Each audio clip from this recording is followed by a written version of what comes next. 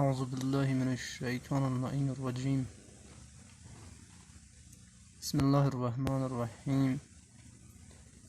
Assalamu alaikum, my dear students. Today we are going to record a lecture for you on the basics of your English grammar.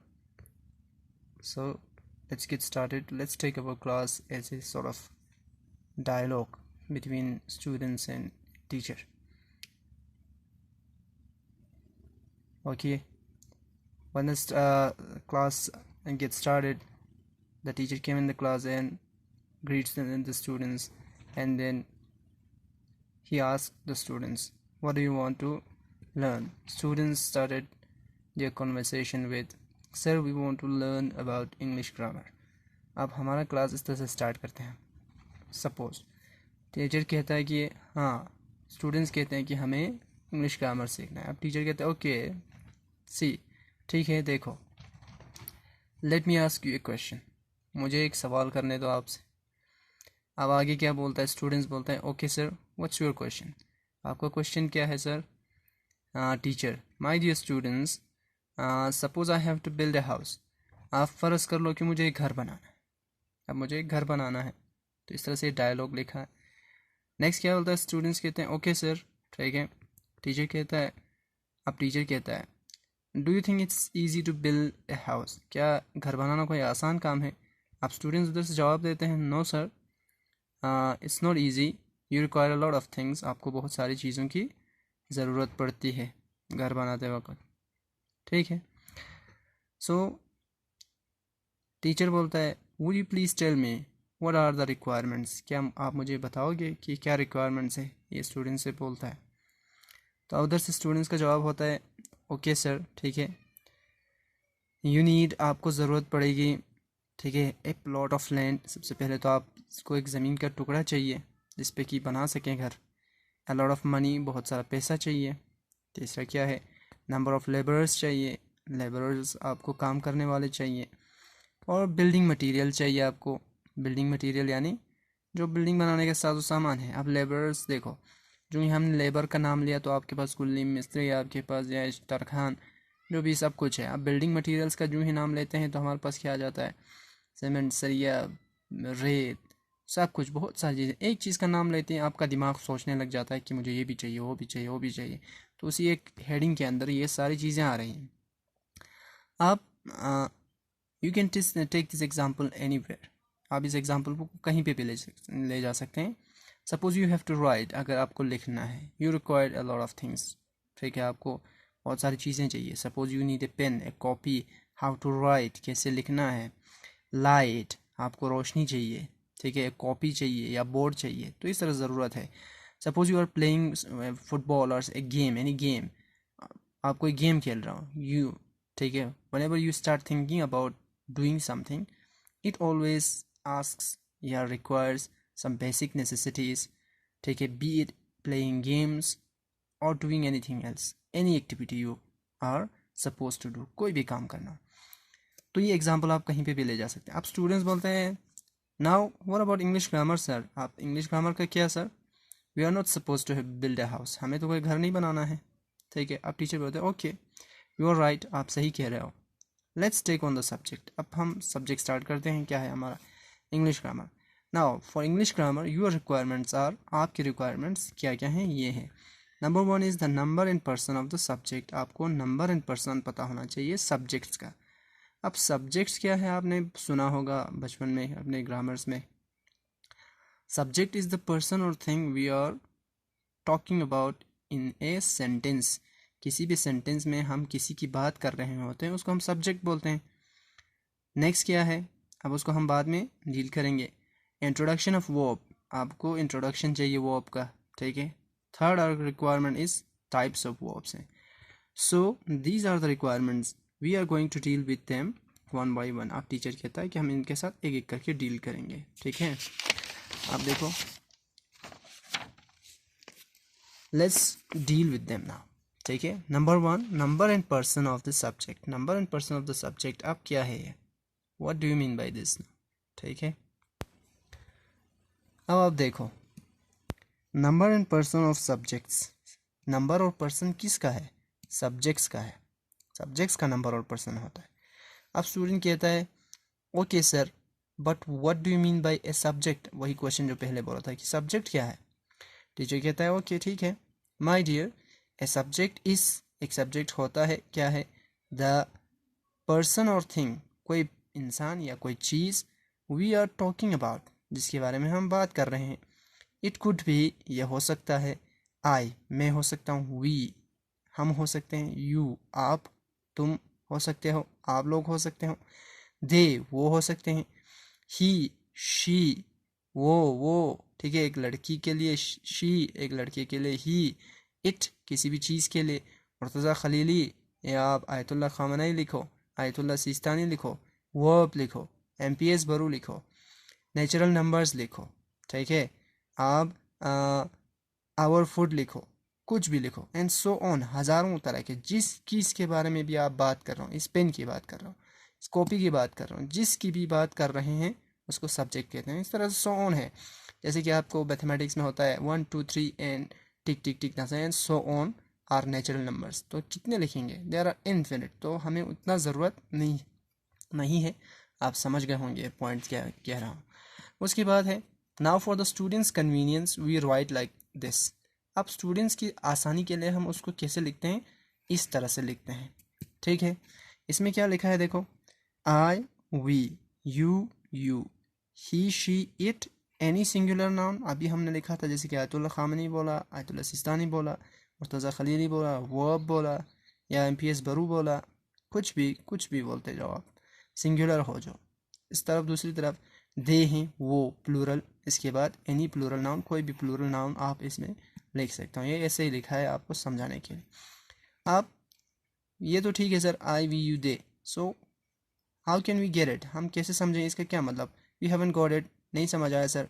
Okay, let's draw a line between these two categories. इन दो categories में line draw करते हैं, draw and divide them in a column. इनको columns में divide करते हैं, divide in columns, ये कॉलम ए, ये कॉलम बी हो गया। All the words written in column A are singular, इसमें जितने भी लिखे हैं वो सारे सिंगुलर हैं। And all the words written in the column B are plural हैं, ये सारे के सारे प्लूरल हैं।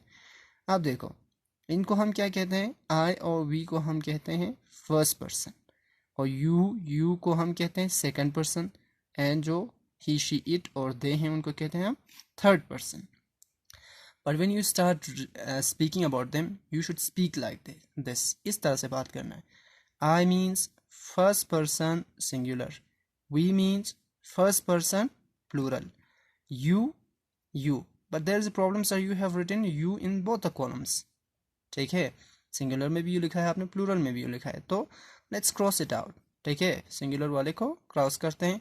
और यहाँ पे मैंने एक नोट लिखा है देखो, you is never taken as singular, कभी भी इसको सिंगुलर नहीं लिया जाता है। जैसे कि मैं अभी एक बच्चे से कहूँ यू स्टैंड अप, तो मैं उसको भी यू बोल रहा हूँ। अब मैं क्लास में 20 स्टूडेंट्स हैं, you are students of Mutahhari public school, तो आप मुताहरी पब्लिक स्कूल हैं, स्कूल के सॉरी तालिब इल्म हैं, तो फिर से यू यूज़ करते हैं। तो यू, अब यहाँ पे दूसरा नोट लिखा है, इट इज़ ऑलवेज प्लूरल, ये हमेशा प्लूरल होता है, तो सिंगुलर वाला इसमें पर चक्कर ही नहीं होता है।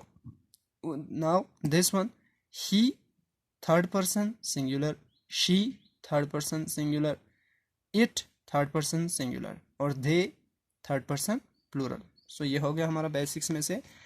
आपको ये इंपॉर्टेंट है कि आप समझो कि फर्स्ट सेकंड थर्ड पर्सन। अगर उर्दू में लिखना चाहें फर्स्ट पर्सन सेकंड पर्सन, तो इसको देखो आप समझोगे, आई मतलब आप लिखते हैं मैं, वी लिखते हैं हम, यू तुम लिखते हो या फिर हम आप लिखते हैं, ठीक है, ही, शी, इट वो लिखते हैं ना हम, इट अब ये लिखते हैं, अब दे हम वो लिखते हैं, लेकिन दे का सेंस बदलेंगे, हु डिड इट ना दे डिड इट। अब आप कभी कभार उसको उर्दू में उन्होंने किया, उसके लिए भी दे यूज़ करते हैं, तो यार सेंसिबिलिटी उर्दू में ज़रूरी नहीं है, ठीक है, तो दे हो गया, ये उर्दू में हो गया। Then if you got it, अगर आप समझ गए हो तो लेट्स प्रोसीड फर्दर, आगे चलते हैं। नाउ द सेकंड रिक्वायरमेंट, अब दूसरी चीज़, अभी तो हम सामान जमा कर रहे हैं, जैसे कि आपको बोला था कि घर बनाना है तो क्या क्या चाहिए, तो अभी हम इंग्लिश ग्रामर के बारे में सीखना चाहते हैं, उसके लिए हम सामान जमा कर रहे हैं। नेक्स्ट देखो हमारे पास इंट्रोडक्शन ऑफ वर्ब है, आपके पास इंट्रोडक्शन ऑफ वर्ब है। क्या है इंट्रोडक्शन ऑफ वर्ब? तो देखें, जनरली आमतौर पर you have been taught that a verb is an action word. आपको ये पढ़ाया गया है कि वर्ब जो होता है वो एक्शन वर्ड है। हाउएवर, लेकिन नेवरदलेस भी लिख सकते हो आप, ठीक है। Nevertheless whatever you have said, despite that, if you think for a moment, ये अपनी जगह पे दुरुस्त है, लेकिन उसके बावजूद क्या है, if you think for a moment, अगर आप थोड़ी देर के लिए सोचो, you can easily understand that everything is something, हर चीज़ कुछ ना कुछ है, does something, कुछ ना कुछ करता है, and has something, और उसके पास कुछ ना कुछ होता है, ठीक है। अब देखो स्टूडेंट्स कह रहे हैं sorry sir we haven't got it, और गॉट इट का मतलब होता है समझ गए या नहीं समझे, हैवन हो गया negative, we haven't got it हम तो नहीं समझे sir.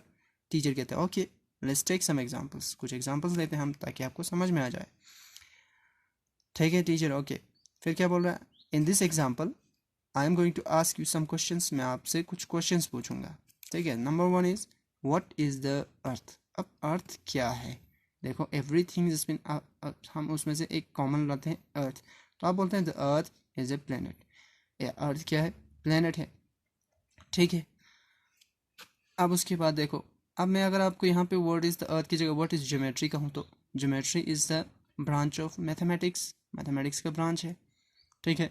What is biology, biology is the branch of science है, केमिस्ट्री, इस तरह से किसी भी चीज़ के बारे में आप पूछो, ठीक है, तो कुछ भी आप पूछो कोई भी चीज़, व्हाट इज दिस, मसला this is a pen sir, ये एक पेन है, तो आप इसी जवाब को आप देखते रहो, अपने इर्द गिर्द कितनी चीज़ें हैं, कुछ ना कुछ है हर चीज़।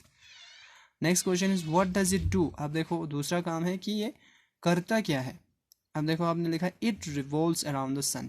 अब कल आपको पढ़ाया था 6th क्लास को कि जो थर्ड पर्सन सिंगुलर होता है उसके साथ सिंपल प्रेजेंट में एस लगता है या ई एस लगता है, ये बाद में इंशाल्लाह हम देखेंगे। तो व्हाट डज इट डू, ये करता क्या है, तो इट रिवॉल्व्स अराउंड द सन, ये तो सन के इर्द गिर्द घूमता है अर्थ। इसके बाद व्हाट डज इट हैव, इसके पास क्या है, तो आप लिखते हैं इट हैज़ लाइफ, तो 3 चीज़ें क्लियर हो गई हर चीज़ के साथ है। व्हाट डज इट हैव, इस पेन के पास क्या है, sir it has a red colour ink inside it, इसके अंदर रेड कलर इंक है। व्हाट डज इट डू, ये करता क्या है जना, इट हेल्प्स अस राइट, ये हमें लिखने में मदद करता है सर, ठीक है। तो इस तरह से हर चीज़ कुछ ना कुछ करता है, कुछ ना कुछ उसके पास होता है, और वो खुद कुछ ना कुछ है, तो वो में 3 चीज़ें इस तरह से नज़र आती हैं। एक वो आपको ये 3 चीज़ें दिखा सकते हैं, ठीक है। तो इसको एग्जिस्टेंस कहते हैं, स्टेट कहते हैं, या फिर पोजेशन कहते हैं, 3 चीज़ें इस तरह से ये दिखाता है। नाउ द थर्ड रिक्वायरमेंट, ठीक है। अब हमारे पास होता है टाइप्स ऑफ वर्ब्स होते हैं। टाइप्स ऑफ वर्ब्स कितने हैं, ठीक है। टाइप्स ऑफ वर्ब्स में क्या है, अब देखो ये थर्ड पर्सन प्लूरल में लिखा है आपको, जैसे कि यहाँ पे बोला था कि एनी प्लूरल नाउन, तो वर्ब्स लिख दिया है, इधर वर्ब होता तो ये सिंगुलर होता, ठीक है। तो टाइप्स ऑफ वर्ब्स हैं, तो स्टूडेंट्स कहते हैं how many types of verbs are there sir, इतने यहाँ पे कितने टाइप्स हैं सर। अब टीचर कहते हैं there are 3 types of verbs if we broadly divide them, अगर ब्रॉडली डिवाइड करेंगे तो 3 कैटेगरीज होते हैं, एंड दे आर, और वो हैं, नंबर 1 इज़ मेन वर्ब और प्रिंसिपल वर्ब्स होते हैं, नंबर 2 इज़ ऑक्सिलरी और हेल्पिंग वर्ब्स होते हैं, and number 3 is model auxiliary verbs होते हैं। ये हो गया आपका 3 टाइप्स ऑफ वर्ब्स हो गए। अब आगे क्या है, स्टूडेंट्स कहते हैं sir we haven't got it, हमें तो नहीं समझ आया सर। अब टीचर कह रहा है ठीक है okay let's deal with them one by one, हम इसको एक एक करके डील करते हैं, ठीक है। Number 1 main verbs, these verbs generally show the action, आमतौर पर ये एक्शन दिखाते हैं, although there have there other roles in English grammar, दूसरे रोल्स भी हैं जो हम बाद में बना लेते हैं। Generally show action, generally action के लिए यूज़ करते हैं, and they have 5 obvious form, 5 obvious form, 5 ज़ाहिरी शक्लें जो एकदम से आप बना सकते हो बिना किसी डिफरेंस के, ठीक है, हर किसी के साथ, ठीक है। For this purpose let's take some examples, इस मकसद के लिए कि आपको समझाने के लिए हम कुछ एग्जांपल्स लेते हैं। नंबर 1, ठीक है, लेट्स राइट देम, ठीक है, इन ग्रामेटिकल जो आपका लैंग्वेज होता है, these are called number 1 present, second past, past participle, present participle, and infinitive form of the verb.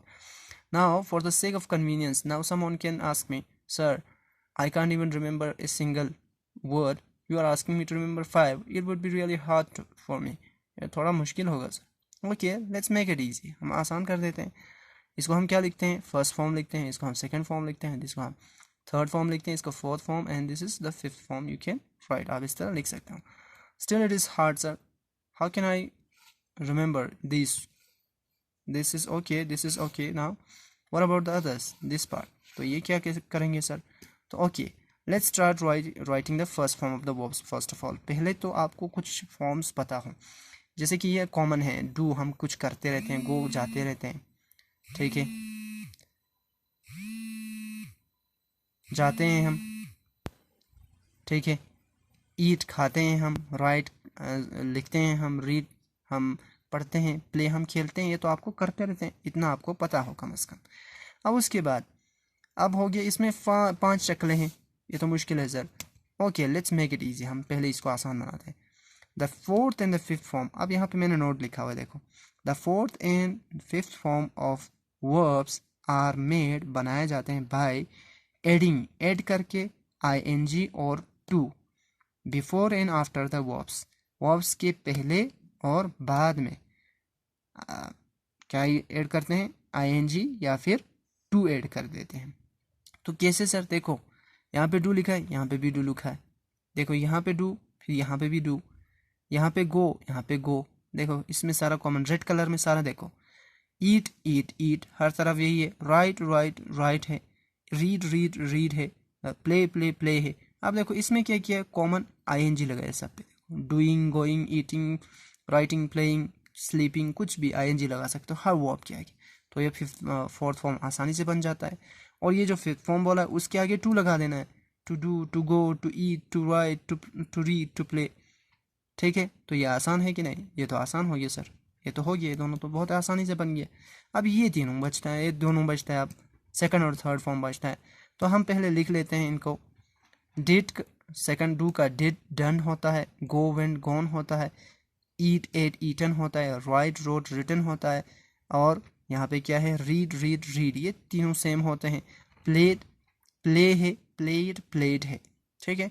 तो अब बच्चा बोल सकते हैं sir okay, I try to remember this, मैं रिमेंबर करने की कोशिश करूंगा, but still there is problem, यहाँ पे फिर भी प्रॉब्लम है। You have read, you have write, आपने लिखा है, यू हैव रिटन, ठीक है, क्या किया है, read in all the columns, सारे कॉलम्स में आपने रीड रीड रीड लिख दिया है। And there is also a problem with play, ठीक है, प्ले के साथ भी है, played in the second and played in third. How can I differentiate, मैं कैसे फ़र्क पता करूँ, कैसे पता चलेगा। Okay, let's make it easy too, इसको भी हम आसान बना देते हैं। नोट लिखो, इसमें भी क्या लिखना है, the third form of the verbs, ठीक है, ये जो third form of the verbs होते हैं उनको क्या करते हैं, verbs are always used with the helping verbs, हमेशा हेल्पिंग वर्ब्स के साथ यूज़ करते हैं। कौन से हेल्पिंग वर्ब्स के साथ, has have in present tense, had in past, will shall have in future tense. तो बचता कौन सा है, एक ही बच गया। तो remember one is much more easier than any other thing, एक चीज़ को याद करना तो आसान है।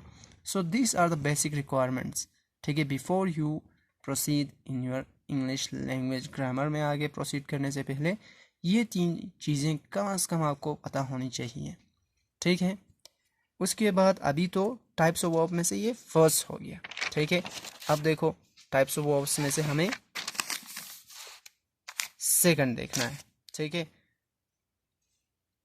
Okay, let's keep it for the next class, इसको अगले क्लास में रखते हैं, थोड़ा सा आपको ज़्यादा हो जाएगा, ये 20 मिनट हो गया है, तो इसको हम नेक्स्ट क्लास में आपको समझाएंगे। Till then good bye, have a nice day, keep it till here, खुदा हाफिज़।